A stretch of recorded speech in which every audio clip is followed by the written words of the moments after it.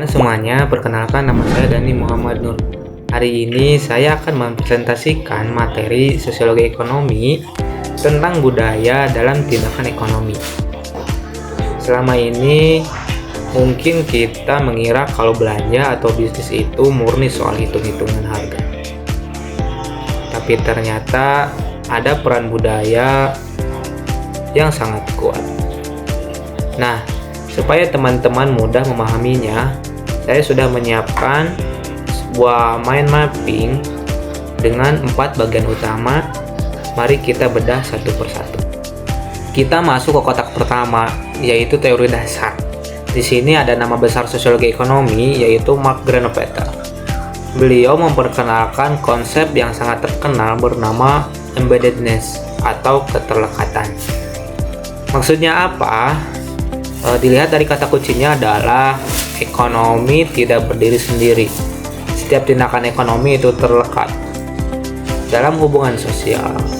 Nah, misalnya saat Anda lebih memilih belanja di toko milik teman meskipun harganya sedikit mahal. Itu membuktikan kalau relasi sosial atau rasa nggak enak itu lebih berkuasa daripada sekedar mencari harga termurah. Jadi ekonomi itu nggak bisa terlepas dari urusan antar manusia. Nah, sekarang kita masuk ke kotak kedua yang sangat krusial, yaitu pilar budaya. Di sini kita akan membedah 3 poin utama yang menjadi alasan kenapa kita bertindak secara ekonomi. Yang pertama ada nilai dan norma. Di masyarakat kita ada aturan tidak tertulis yang seringkali lebih kuat dari hukum formal. Contohnya adalah kepercayaan atau disebut dengan trust. Dalam sosiologi ekonomi, kepercayaan itu adalah pelumas transaksi. Tanpa rasa percaya, pasar tidak akan berjalan. Kita juga mengenal etika moral, seperti rasa nggak enak atau solidaritas, yang membuat kita tidak semata-mata mencari untung paling besar kalau berhadapan dengan anggota sesama masyarakat. Yang kedua ada simbol dan identitas. Di pilar ini, barang bukan lagi soal fungsi dasarnya saja. Kita membeli sesuatu karena makna simbolisnya.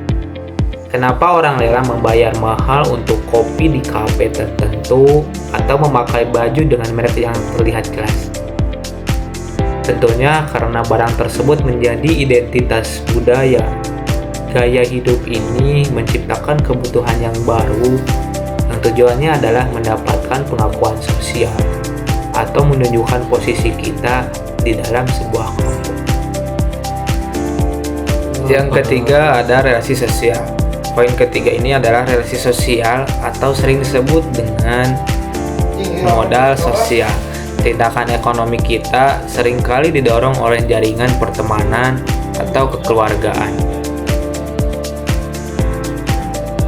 Bisnis atau transaksi akan jauh lebih lancar dan murah biayanya kalau kita punya relasi yang baik. Di sini pertemanan bukan cuma soal main bareng, tapi menjadi aset ekonomi yang sangat berharga yang bisa membuka peluang-peluang baru. Nah, ini bagian yang paling relate dengan kita, itu fenomena nyata. Fenomena nyata ini dibagi menjadi 3 bagian. Yang pertama ada ekonomi domestik, budaya ngutang di warung atau fenomena just tip. Kenapa just tip laku? Karena ada rasa percaya. Kita menitipkan uang ke teman kita karena kita yakin barangnya akan sampai, bukan sekedar urusan profesional kaku. Yang kedua ada ekonomi tradisi, fenomena mudik, salam tempel, dan hadiatan. Secara hitungan matematika ini pengeluaran yang sangat besar. Tapi bagi orang Indonesia, ini adalah investasi sosial yang wajib demi menjaga silaturahmi. Yang ketiga ada ekonomi modern atau digital. Di era sekarang muncul fenomena FOMO atau fear of missing out dan konsumsi barang branded. Kita rela keluar uang banyak hanya agar tidak dianggap ketinggalan zaman oleh lingkungan kita. Terakhir kita sampai pada kotak penutup, yaitu Homo socialius. Melalui seluruh pembahasan tadi, kesimpulannya adalah manusia itu bukan sekadar Homo economicus atau robot yang hanya mencari untung maksimal. Kita adalah makhluk sosial. Kita mencari keseimbangan antara urusan materi dengan harmoni sosial dan tradisi. Pada akhirnya, budaya adalah kemudi yang mengarahkan kemana setiap rupiah yang kita miliki akan pergi. Kita lebih memilih hubungan baik daripada sekadar angka keuntungan. Mungkin itulah tadi mengenai budaya dalam tindakan ekonomi berdasarkan 4 pilar yang sudah disampaikan. Semoga video ini mudah untuk dimengerti, dipahami, sehingga menyadarkan bahwa keunikan betapa eratnya antara sosiologi dan ekonomi kita di sehari-hari. Terima kasih, saya Dani Muhammad Nur. Sampai jumpa di tugas berikutnya.